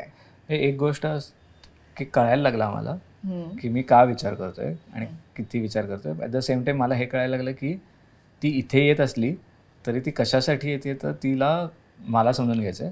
तो I am not taking that effort to understand her. तो मग how can I do that. So that realisation help. म्हणजे आय थिंक की तिने असीमध्ये येऊन मला हे रिअलाईज कळवलं की मला पण तिचं जे फील्ड आहे ते समजून घ्यायला पाहिजे. ते लँडस्केप आर्किटेक्ट, म्हणजे आधी माझं काय मत असायचं की माळी असताना लँडस्केप आर्किटेक्ट लागत नाही पासून ते जणांना वाटतं. पण मग लँडस्केप आर्किटेक्टमध्ये काय वेगळं आहे किंवा ती काय करते आणि हे समजायला हळूहळू सुरुवात झाली. पण I think that one step by her to start believing in my passion made me realise की I also have to learn from her. आणि मग त्याचा फायदा झाला. म्हणजे वा वा, हे ॲक्च्युली बऱ्याच पुरुषांनी शिकण्यासारखं आहे की जेन्युइनली, म्हणजे जशी बायको नवऱ्यासाठी काही गोष्टी करते तशाच नवऱ्यांनीही काही गोष्टी बायकोसाठी करायला हव्यात. सो आम्ही दर 15 मार्चला मी नक्की असतो. ती तारीख लक्षात आहे तुमच्या? हेही आम्हाला छान वाटतंय. हो, सगळे आता विश करणार आहेत. आधीच तुमचं कुटुंब एवढं मोठं आहे. फक्त असं कधीतरीच होतं की 15 मार्चला, म्हणजे ना खरं सांगू 12 वर्षामध्ये 7 वर्ष मी त्याच्यासाठी अख्खे रिसॉर्ट्स बुक केले आहेत. म्हणजे असं नाही, पण म्हणजे सरप्राईज द्यायची सवय आहे. हो, ते आहे. आणि त्याला सुचतात पण खूप गोष्टी. म्हणजे असीमच्या कामात असू दे किंवा पर्सनल आमच्या लाईफमध्ये असू दे, खूप इनोव्हेटिव्ह आहे तो. म्हणजे सगळ्याच बाबतीत नवीन आयडियाज येऊ देत, नवीन प्रोजेक्ट असू देत किंवा काही असू देत, इतकं म्हणजे मी कोणाला पाहिलं नाहीये. वाव. पण काय सांगत होते मी? काय नाही, म्हणजे रिसॉर्ट बुक केलं हे मान्य आहे, संपलं. असं काही रिसॉर्ट वगैरे बुक नाही केलं. म्हणजे ते झालं आपोआप. म्हणजे ते खरं आहे, पण त्यांनी केलं नाही बुक असं मला. अरे मी आलो तिथे कोणी नव्हतं, माझंच आहे ते. मार्चमध्ये खूप उन्हाळा असतो, त्यामुळे लोक बाहेर पडत नाहीत आणि सगळ्यांच्या परीक्षा असतात, त्यामुळे तरी लोक बाहेर पडत नाहीत. त्यामुळे प्रत्येक अॅनिव्हर्सरीला ऍक्च्युली कॉन्झिक्युटिव्ह 7 वर्ष असं झालं आम्ही जिथे गेलोय तिथे फक्त आम्हीच असतो, कोणीच नसतं आणि फुल अटेन्शन आम्हाला, खाणं पिणं सगळं. म्हणून त्यांचं म्हणणं आहे मी अख्खा रिसॉर्ट बुक केलं तुझ्यासाठी. असं कसं होऊ शकेल की दरवेळी असं होईल? झालंय पण असं एकदाच झालं की मला समहाव काहीच करता आलं नाही. की म्हणजे याच वर्षी 15 मार्चला आम्ही ठरवलं कुठेतरी जायचं, पण नेमका फोन आला की इंडियाच्या कमांडंटनी 15 मार्चच वेळ दिली आणि आम्ही क्रिकेटची टुर्नामेंट होती महिलांची, सो जे ऑर्गनाईज केली होती आणि MCAच्या ग्राउंडवर. त्यामुळे मग थोडी ती चिडली आधी की आता 15 मार्चला पण तू. म्हणजे 15च तारीख काय, 14 किंवा काय 16 पण चालेल, 15 कशाला उगाच. आणि असा काही इव्हेंट असेल तर मला माहितीये तो किती जास्त त्याच्यात असतो. आणि म्हणजे मीही असीन, पण मग तो डे एन्जॉय तसा नाही करता येणार असं मला वाटतं. तर आमची मॅच होऊ दिली आणि त्याच्यानंतर MCAचं जे ग्राउंड आहे मोठं, तिथे मॅम बरोबर अॅनिव्हर्सरी केली. म्हणजे असे करायचे की बापरे वाटली पाहिजे, सगळे उभे आहेत आणि आम्ही आपलं केक कापतो, कायम स्वरूपी लक्षात राहायला पाहिजे असं. हो, ऍक्च्युली तसे आहेत सगळे हे डेज. आता इथल्या इथे मी तुम्हाला एक ऑफर देते. 15 मार्चला तुमच्या एखाद्या ट्रिपवर मी आणि माझा नवरा येणार आहे, कारण 15 मार्चला माझा वाढदिवस असतो. वाव.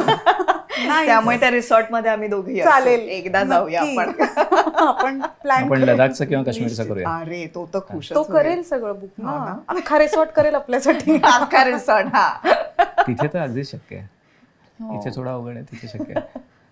आता मला जाणून घ्यायचंय की तुम्ही तुमच्या नोकऱ्या अजूनही चालू आहेत बरोबर. नोकरी, एवढा मोठा उद्योग, समाजसेवा, इतक्या ठिकाणी तुम्हाला फिरायला जावं लागतं.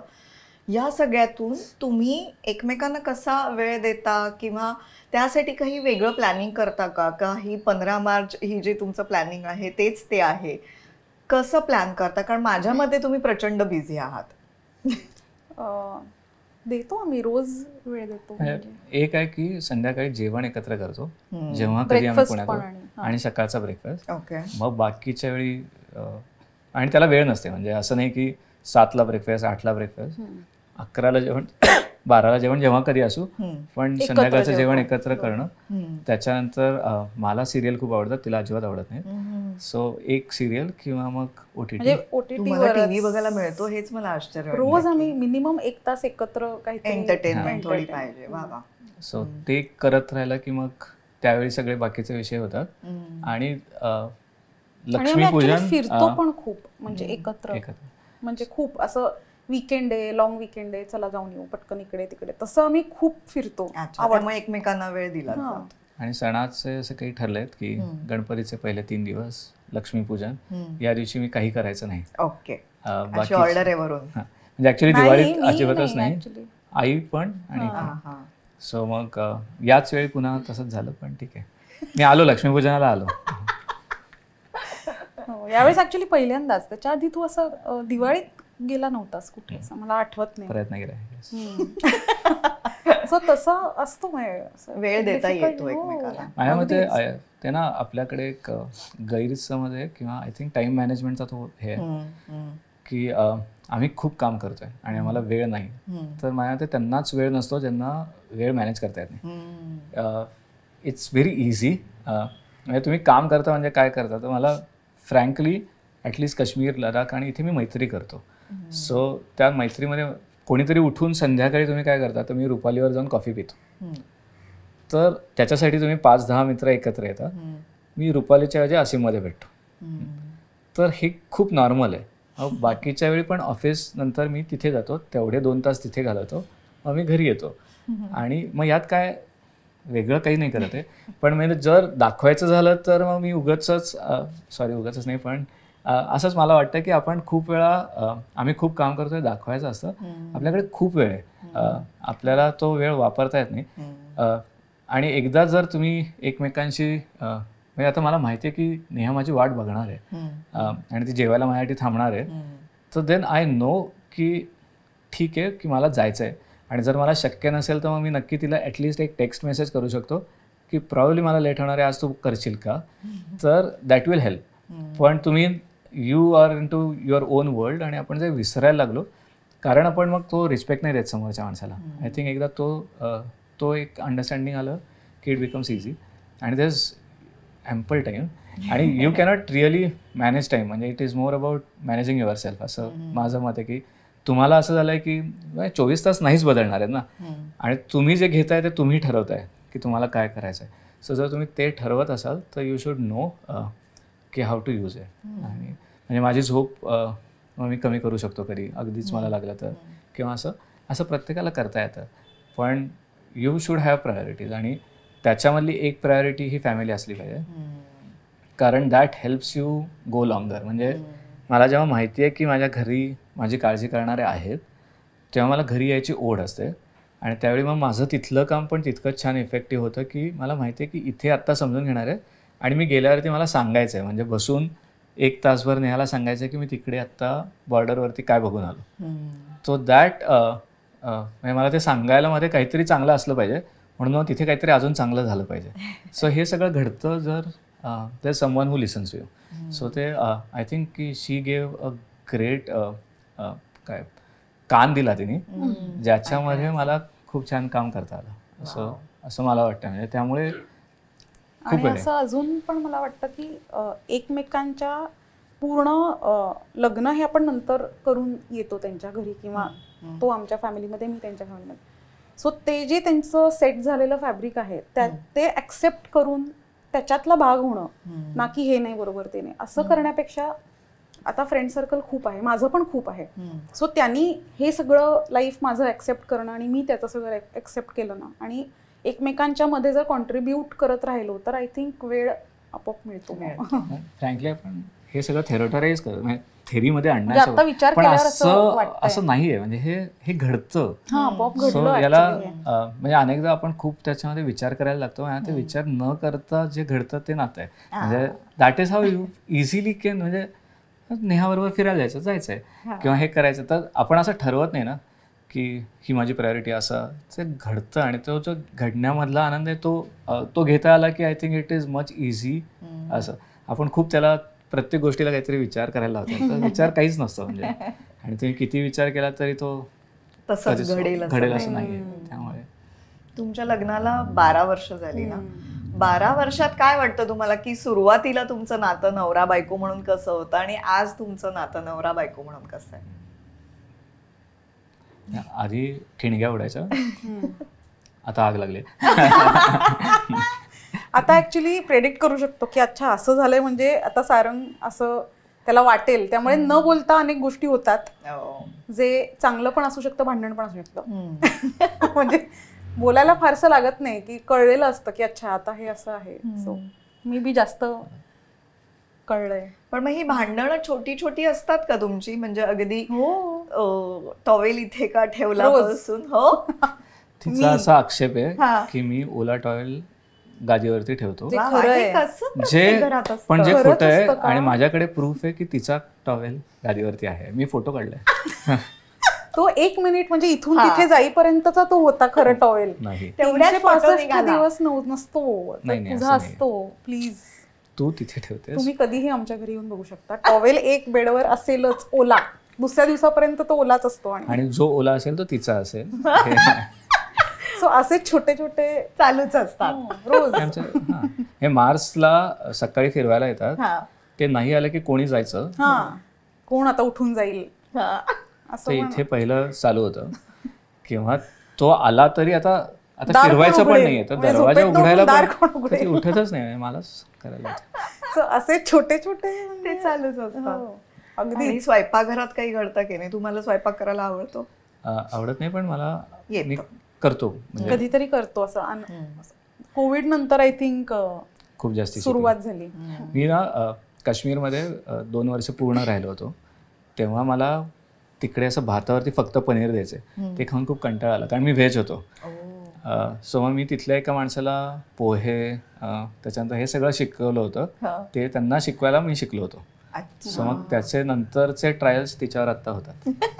किंवा आता मला भाकरी पोळ्या वगैरे काय फारशा नीट येत नाहीत, त्यामुळे मग भाकरी वगैरे हा शिकलेला आहे. अच्छा. आणि मग मी ते आता जास्त शिकतच नाही, उगाच माझ्यावर येईल, जाऊ दे. तुम्ही पोळीवर ना आठवलं की आमच्या मावशी आल्या नव्हत्या आणि हिने पोळ्या केल्या, तर गरम व्यवस्थित होत्या. आणि डब्यामध्ये दिल्यानंतर तिने मला फोन केला 2 वाजता, तू डबा खाल्लास का? म्हणलो मी पापड आणि भाजी खाल्ली. हो, मला नाही यायच्या. कोविड नंतर ते जरा यायला लागल्या, म्हणजे खाऊ शकतो आता. म्हणजे आता चांगलं करते. मला घरी जायचंय त्यामुळे. पण मावशी आहेत ना, तेच की. मावशी तिचं ऐकतात, भाकरी पण खायला घालतात, काही खायला घालतात त्यांना. आणि हे ना मावशींना ही माझ्या मते मावशींबद्दल नको म्हणून, पण ही सांगते त्यांना की सारंगला कडनं हे करून घ्या, आणि मग त्या आरडाओरडा करून मला भाकरी शिकवणं वगैरे हे त्या करून घेतात. त्यांनी कंपल्सरी शिकायला लावली त्याला भाकरी. वा वा, मावशींचं कौतुक. वा वा, कमाल.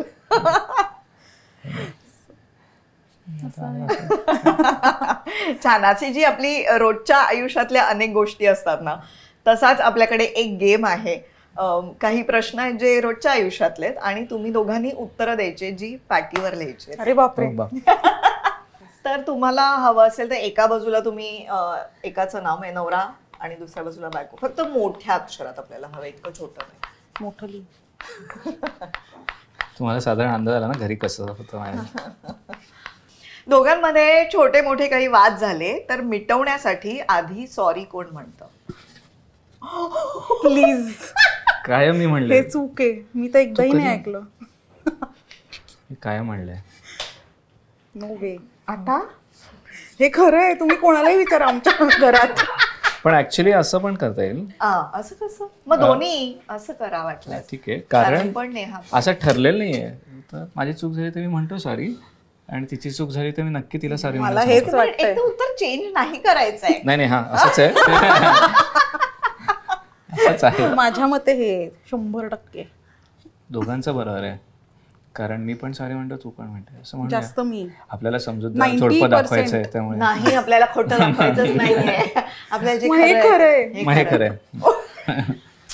वा वा वा कमाल. इथेच ते अनुरूप जोडपं हे कळतंय आम्हाला. एकमत होता कामा नये. कोण वाढदिवस किंवा महत्वाच्या तारखा विसरतो? कोणीच नाही. कोणीच नाही. कोणीच नाही. लक्षात ओके. राहतात. कोणाच्या झोपेचं शेड्यूल जास्त बिघडलेलं आहे?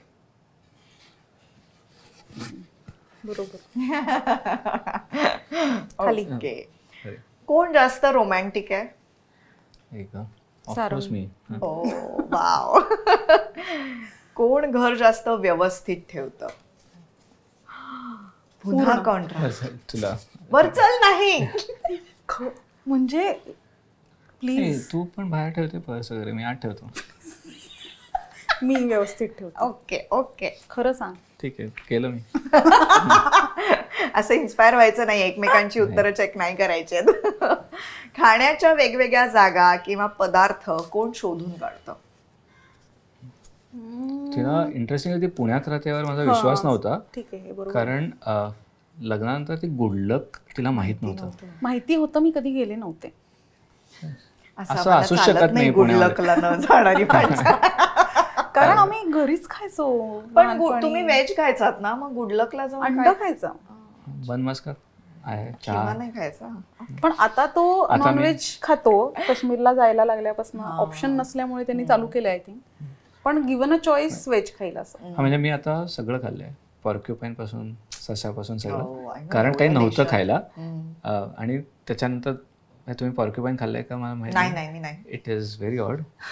पण महिलांसाठी चांगलं असतं असं अरुणाचलमध्ये मानतात. बरं. पण ते ना तिथे बांबूचा असा एक झुला असतो, हम्म. त्याच्यावरती असं म्हणजे गेले, शिकार केले आणि काटे कापून आणून दिलं, आणि त्याच्यानंतर नुसतंच ते बांबूच्या ह्याच्यावरती ठेवलं, आणि ते जेव्हा शिजेल तेव्हा शिजतं. सो 3 तास वगैरे लागतात. अच्छा. सो मला त्यांनी 1.5 तासामध्ये मला घाई होती म्हणून खायला घातलं, आणि ते खूप कच्चट. कच्चं होतं. सो बाहेर पण येतात. ओ, अच्छा. उलटी वगैरे. अगदी. ओके. घरातला पेपरवाला, दूधवाला, लाईट बिल्स ही सगळी कामं कोण चांगलं करतं? वाटून घेतलेत. म्हणजे हा ठरलेलं आहे कोणी काय करायचं. ओके. सो दोघंही मे बी. कोण जास्ती खर्चिक आहे? मी आहे.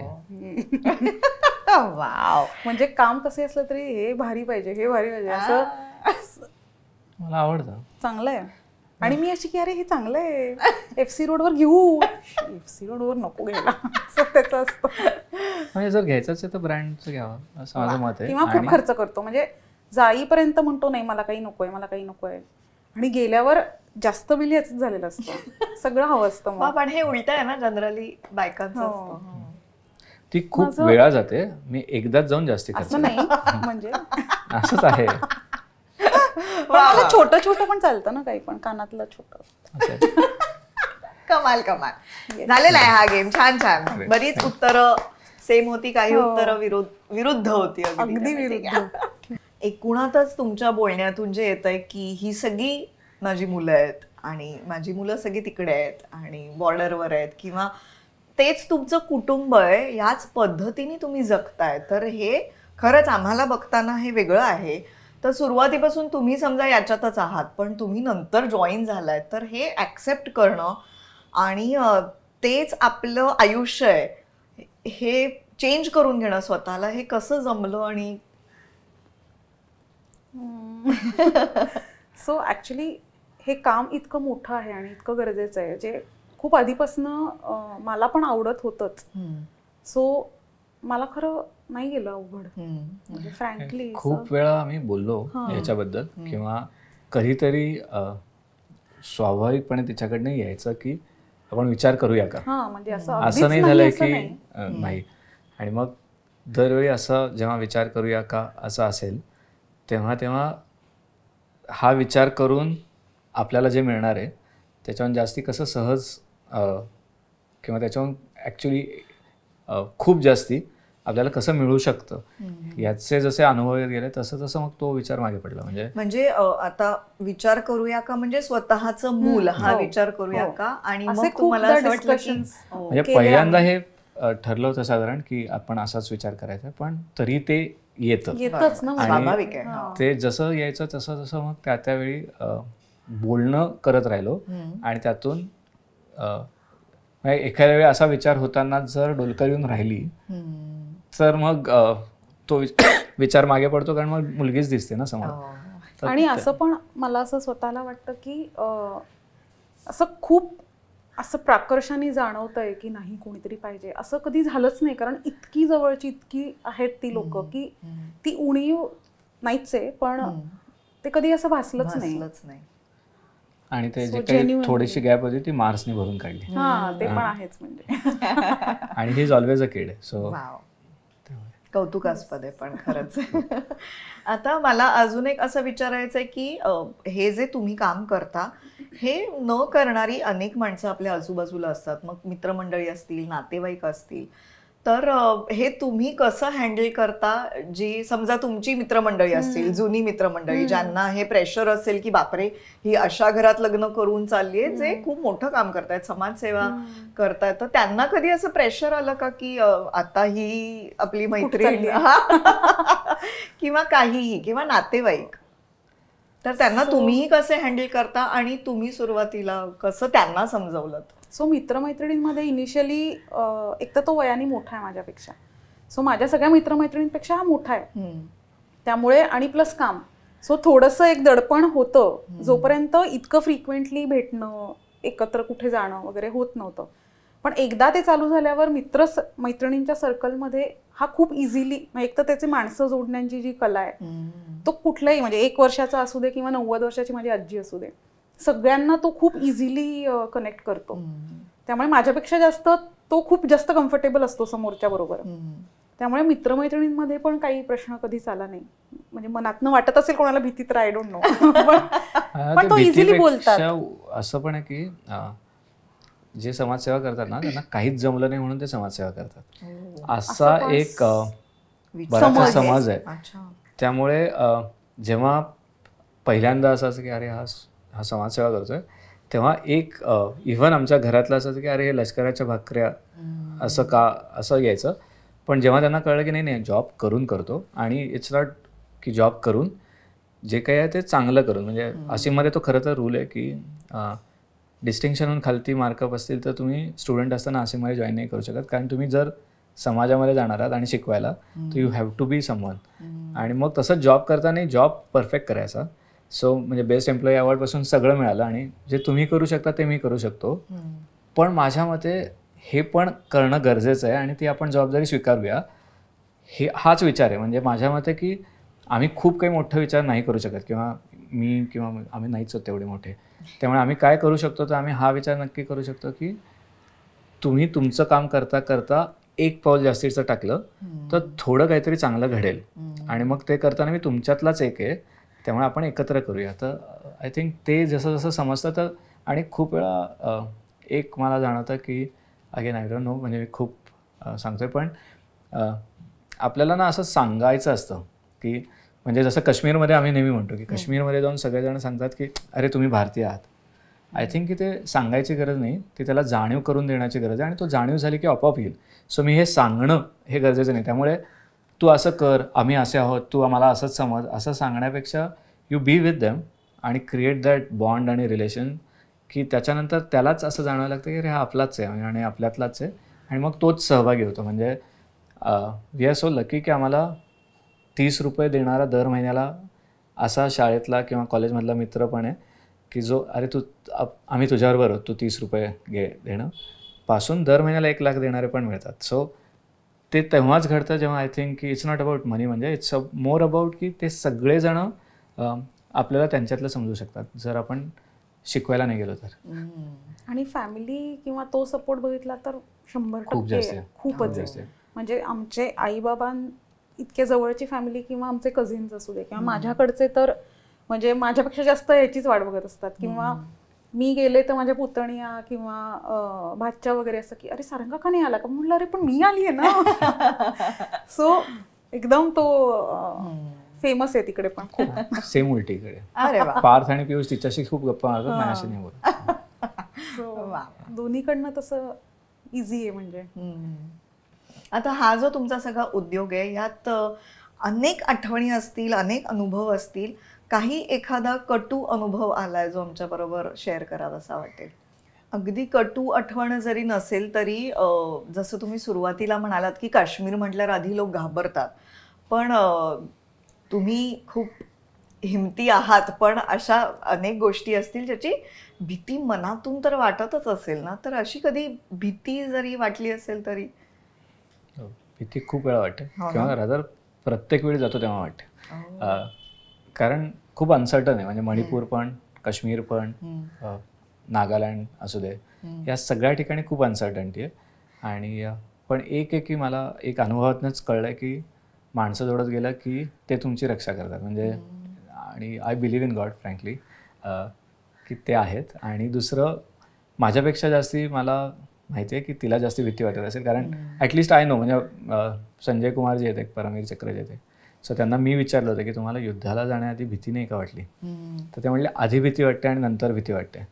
एकदा युद्धामध्ये असेल तर either I have to kill or get killed. So the best is to kill. आणि मग ते करायला लागलं की आपली भीती जाते. सो माझ्यासाठी ते खूप सोपं आहे, कारण मी ते काम करतो. त्यामुळे मला माहिती आहे की ॲटलिस्ट मला माहिती आहे की असं घडणार आहे किंवा असं आहे. तिला तिच्यासाठी ते अंधार आहे. म्हणजे कधी कधी म्हणजे मी पण जाते, पण त्याच्या इतकं किंवा त्याच्या इतक्या रिमोट ठिकाणी फ्रिक्वेंटली जाणं होत नाही. पण एक असतं की तू जा कुठे पण रात्री एक तरी कॉल करून ऍटलिस्ट सगळं ओके आहे ना वगैरे, तेवढं तरी कळलं तरी ठीक आहे. पण तेवढंच एक काय ते पाहिजे. पण काही ठिकाणी रेंज नसते. मग तो आधी कळवतो की मला आज रेंज नसणार आहे, सो मला उद्या इतके वाजता रेंज येईल, सो मी तुला करतो कॉल, घाबरू नको. सो किंवा मी अशी भीती फारशी अशी दाखवत पण नाही, कारण मग त्याला उगाच असं जाताना हे नको. पण खरं सांगायचं तर खूप भीतीचं वातावरण नाही कुठेच. खूप छान आहे. आपल्याला इथे एक बागुलबू आहे, तो तुम्ही जायला लागलात की तो कमी होतो. सो म्हणजे जर संधी आहे तर मी असं सगळ्यांना सांगेन की प्लीज बॉर्डर एरियाजमध्ये या. तिथली माणसं, तिथलं कल्चर अशक्य आहे आणि आपल्याला खूप शिकायला मिळतं. म्हणजे मी रोज किंवा प्रत्येक दौऱ्याला शिकलो आहे आणि मस्त आहे ते सगळंच. वा वा, सुपर्ब. आता जाता जाता जसं आपण सुरुवातीला फोन केला तसं आपण ना शेवटी पत्र, वोकल लेटर ज्याला आम्ही म्हणतो, की आपण आजकाल खूप एकमेकांना वेळ देणं होत नाही किंवा पत्र लिहिणं तर नाहीच होत, तर इथे आपण तसं वोकल लेटर म्हणणार आहोत एकमेकांसाठी. तर तुम्हाला आत्ता जे सुचेल ते, जे हवं ते, अगदी प्रियपासून तुझाच पर्यंत असं काही वोकल लेटर. कोण सुरुवात करतंय? Ladies first. एकदम शॉर्ट. कधी असं सवयच नाही. काहीच हरकत नाही. आता खरं सांगायचं तर जे मनात आपल्या नवऱ्याविषयी येत आहे ते. प्रिय सारंग, तू जे इतकं छान आणि समाजासाठी, देशासाठी इतकं वाहून देऊन काम करतोयस, सो ते बघून ॲक्च्युली आधीपासून आणि आत्ता पण मी खूप अभिमानी आहे. आणि मी त्याचा पार्ट होऊ शकते हे मी स्वतःला खूप भाग्यवान समजते. आणि हे सगळं करत असताना किंवा इतकं मोठं काम करत असताना, इतक्या स्तराच्या लोकांशी त्यावेळेस बोलताना किंवा त्यांच्याबरोबर डील करत असताना, घरी तू अतिशय सर्वसामान्य, साधा, सरळ आणि एकदम इझी आहेस. त्यामुळे it is a very good quality. मला असं वाटतं घरी आल्यावर तू ते घेऊन येत नाहीस आणि तू एकदम निर्मळ, साधा असतोस. सो तेही मला खूप आवडतं. अजून म्हणजे तू जे नवीन नवीन गोष्टी म्हणजे खूप जास्त शिकतोस. म्हणजे तुझ्यातला जो लहान मुलाचा मला कायम दिसत राहतो की आज हे शिकूयात, उद्या ते शिकूयात. ही जी एनर्जी आहे तुझ्याकडची ती खरंच खूपच अमेझिंग आहे. ती माझ्याकडे पण नाही आहे. सो ती तशीच ठेव आणि असंच काम करत राहा. जितकं शक्य तितकं मी सपोर्ट करायचा आधीपासून आणि आत्ता पण कायमच प्रयत्न करेन. तुझी स्नेहा. किती गोड. Very nice. छान छान. आता माझं अवघड केलंस तू. माझं झालं. प्रिय नेहा, मी ना आता जेव्हापासून या शोचं कळलं तेव्हापासून खूप विचार करतो की आपली 12 वर्ष खूप छान प्रवास झाला आहे. म्हणजे जरी असं आपण कधी थांबून विचार केला नव्हता की आपण काय करतो, ती संधी मिळाली आणि त्यातून असं कळलं की आपण खूप सहज छान गोष्टी करत आलो आहे. आणि त्या करण्यामागे तुझी जी आय थिंक लँडस्केप आर्किटेक्टमधली क्रिएटिव्हिटी आहे ती तू म्हणजे ते रंग आपल्या सगळ्या आयुष्यामध्ये तू आणलेस. त्यामुळे मला खूप छान वाटतं आणि ते खूप अवघड आहे. माझी फॅमिली असं आता राहिलं नाही आहे. आता आपली फॅमिली झाली आणि ते आपलं करताना माझ्या मित्रांना, माझ्या मैत्रिणींना किंवा त्या सगळ्या परिवाराला तू इतक्या सहज ॲक्सेप्ट करत गेलीस आणि आपलंसं करत गेलीस. आय थिंक मी तुझ्या जागी असतं तर मला ते नसतं जमलं. त्यामुळे ते शिकणं हे मी तुझ्याकडनं करतो आणि मला ते खरंच खूप आवडतं. आणि बाकी सगळं जे काही आहे त्याचं मूळ आय थिंक खूप सोपं आहे की मला तू आवडतेस. त्यामुळे तुझं सारण. वा वा, किती छान, शॉर्ट अँड स्वीट, मस्त झालं. खूपच मस्त. तुमच्या मते अनुरूप जोडपं होण्यासाठी एखाद्या जोडप्याने काय करायला हवं? संवाद साधावा, गप्पा माराव्यात आणि ॲक्सेप्ट की there are going to be fights. ते ॲक्सेप्टन्स आलं की बाकी सगळं करायचं. पण आय थिंक प्रेमात पण पडावं. मला वाटतं पूर्ण विश्वास आणि पूर्ण ॲक्सेप्टन्स समोरच्याचा आणि प्रेम अर्थात आणि रिस्पेक्ट पण खूप महत्वाचा आहे. सो समोरच्याबद्दल, समोरच्याच्या कामाबद्दल किंवा त्याच्या सगळ्याच ह्याच्याबद्दल रिस्पेक्ट असणं खूप गरजेचं आहे असं मला वाटतं. वा, कमाल. छान. आय होप तुम्हाला गप्पा मारून मजा आली असेल. येस, खूप मजा आली. आय थिंक इथून पुण्याला जाऊस तोपर्यंत आम्हाला वेगळा विचार नाही करायला लागणार की काय बोलायचं आहे, केवढे विषय. खूप विषय असे सरफेसवर आले. रेग्युलर ह्याच्यात आपण बोलत असा नाही. विचार केला होता की इथे येऊन आपल्याला काय बोलायचं. सो 2-3 गोष्टी किंवा असं आमचं चर्चा चालली होती. पण इथे आल्यावरती खूप वेगळ्या गोष्टी बोललोय. म्हणजे ऍक्च्युली असं एकदम वेगवेगळं आठवलं. त्या काही सांगायच्या आहेत का आम्हाला तर प्लीज सांगा. छान मजा आली. पण ऍक्च्युली रिलिव्हिंग दोज मोमेंट्स असं आता छान वाटलं. खरं आपल्या रोजच्या आयुष्यात आपण खरंच एकमेकांविषयी असा विचार नाही करत. जेव्हा अशा ठिकाणी येतो तेव्हा आपसुकच आपण काही गोष्टी बोलून जातो ज्या मनाला छान वाटतात. तुम्ही दोघंही वेळात वेळ काढून आलात त्यासाठी द अनुरूप शो कडून तुम्हाला दोघांना थँक्यू. वाव, झालं पण नाईस, खूप छान आहे. थँक्यू. मस्त. वा वा. आज तुमच्याशी खरंच या शो मधल्या वेगळ्या गप्पा झाल्या. त्यामुळे तुमच्या दोघांचेही मनापासून आभार. मज्जा आली. आम्ही आभार मानले पाहिजे. हो ना. समाजसेवा आणि संसार या दोन्हीचा मेळ हे जोडपं कसं घालतंय हे आपण बघितलेलं आहे आणि मला वाटतं आपण त्यांच्याकडून खूप काही शिकण्यासारखं आज ऐकलंय. हा एपिसोड तुम्हाला कसा वाटलाय हे कमेंट करून आम्हाला नक्की सांगा, कारण आम्हाला त्यातूनच तुमचं प्रेम कळत असतं. आणि अशा अनेक जोडप्यांना आपण भेटणारच आहोत. बघत राहा द अनुरूप शो. धन्यवाद.